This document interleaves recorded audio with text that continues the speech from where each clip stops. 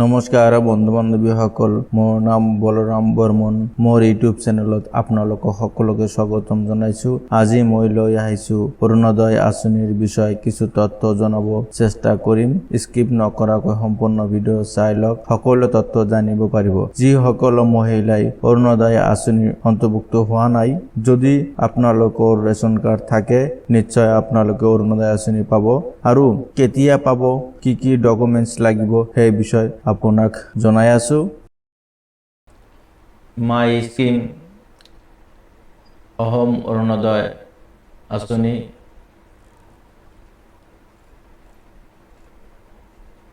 স্কুলন কৰিব।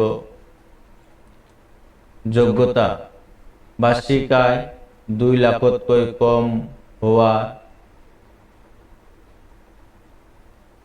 XPRI member. Orunodoi আঁচনিৰ হিতাধিকাৰী হ'বলৈ হ'লে আপুনি আৰু মহিলা হ'ব লাগিব। গাঁৱে গাঁৱে কুৰ্তা হাউচ ব্যৱস্থা কৰা পৰিয়াল।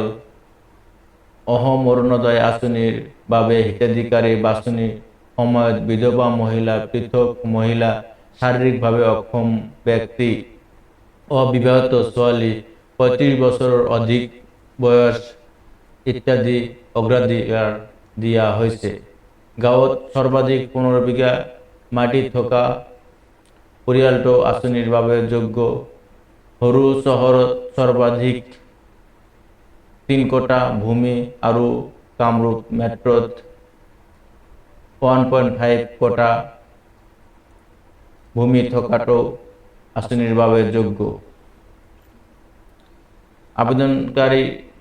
আবেদন প্ৰক্ৰিয়া অফলাইনত।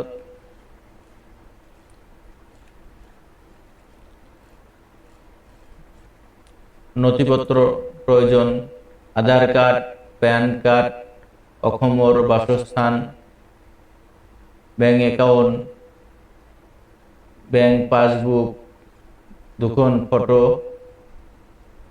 মোবাইল নাম্বাৰ, ৰেচন কাৰ্ড, আয়ৰ প্ৰমাণপত্ৰ, আত্মঘোষণা পত্ৰ, পৰিচয় পত্ৰ, ভোটাৰ ID কাৰ্ড, বয়সৰ প্ৰমাণপত্ৰ, এইবিলাক ডকুমেণ্ট লাগিব। আৰু বেংক একাউণ্টৰ লগত আধাৰ কাৰ্ড লিংক থাকিব লাগিব। যদি বেংক একাউণ্টৰ লগত আধাৰ কাৰ্ড লিংক কৰা নাই তেনেহলে বেংকত গৈ লিংকটো কৰি লওক। যিহেতু ভাৰতবৰ্ষত লোকসভা ইলেকশ্যন আৰম্ভ হৈছে, হয়তো ইলেকশ্যনৰ পিছত আপোনালোকৰ বাবে অৰুণোদয় আঁচনি 3.0ৰ জৰিয়তে আপোনালোকৰ নাম অন্তৰ্ভুক্ত কৰিব পাৰে। লোকসভা ইলেকশ্যন শেষ হোৱালৈকে আপোনালোকৰ ৱেইট কৰিব লাগিব।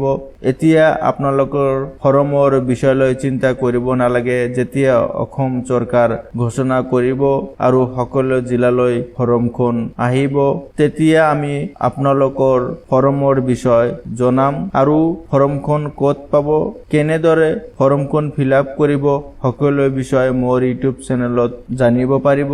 যদি মোৰ চেনেলত লাইক আৰু ছাবস্ক্ৰাইব কৰা নাই তেনেহলে লাইক আৰু ছাবস্ক্ৰাইব কৰি অল নটিফিকেশ্যনটো অন ৰাখিব।